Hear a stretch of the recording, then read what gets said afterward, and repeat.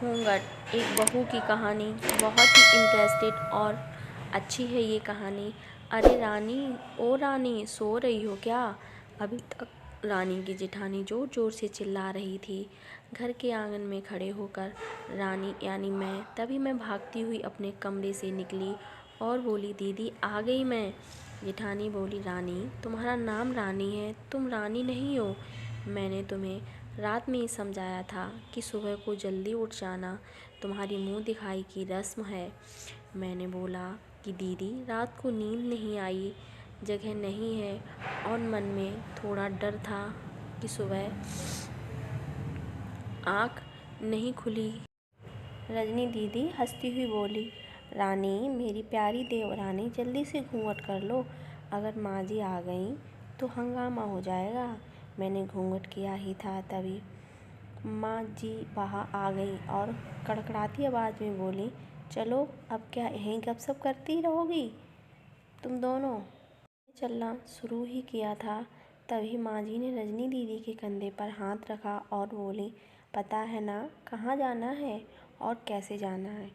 माँ जी ने बोला कि जब भी कोई बड़ा तुम्हारे सामने खड़ा हो तो हमेशा घूंघट में रहना और कम से कम अपने बड़ों के सामने आना और बिना घूंघट के तो कभी नहीं।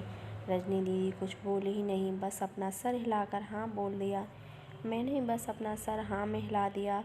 माँ जी के जाने के बाद मैंने पूछा, रजनी दीदी आप तो स्कॉलर हो और इन सब चीज़ों को कैसे निभाते हो? रजनी दीदी मुस्कुराई और बोली कि मैं थारे जेठ जी से बहुत प्यार करती हूँ, इसलिए अभी तक चुपचाप सब चीज़ें निभा रही हूँ। मैं कुछ नहीं बोली और चुपचाप रजनी दीदी के साथ घर के बाहर वाले कमरे में जाकर बैठ गई। वहाँ पर एक पड़ोस की आंटी जी बैठी थी। वो बोली कि यह कैसी बहू आई है, ससुर जी के सामने खड़े हैं और ये यहाँ बैठी है। मुझे कुछ समझ नहीं आया। मतलब रजनी दीदी बोली कि आंटी जी अभी नई बहू है, यहाँ के रीति रिवाज सीखने में थोड़ा समय लगेगा। रजनी दीदी मुझे वहाँ से उठाकर मेरे कमरे में छोड़ें। 6 महीने यूँ ही छोटी छोटी चीज़ों में बीत गए। फिर एक दिन मैं राहुल के साथ साड़ी लेने गई। राहुल का फ़ोन आया और वो दुकान से बाहर बात करने चला गया। साड़ी की दुकान पर बेधड़क होकर साड़ियाँ देख रही थी, तभी साथ में बैठे हुए अंकल जी खांसे। एक बार, फिर 2 बार, फिर 3 बार। मैंने साड़ी वाले भैया से बोला कि भैया इन अंकल जी को पानी दे दो, बहुत खांसी हो रही है इन्हें।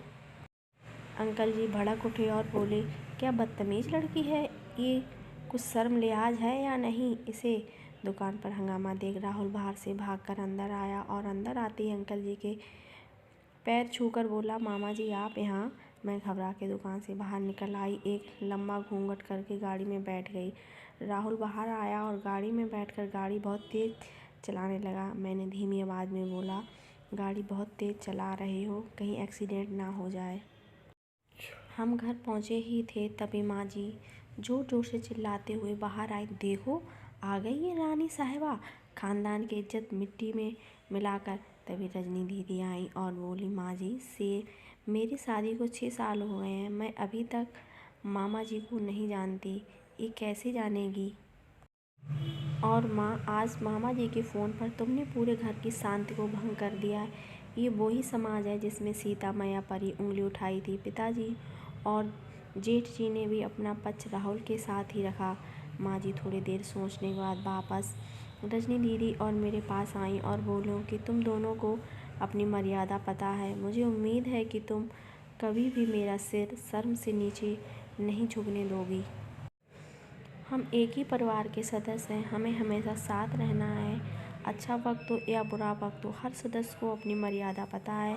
माँ जी ने मुझे और रजनी दीदी को गले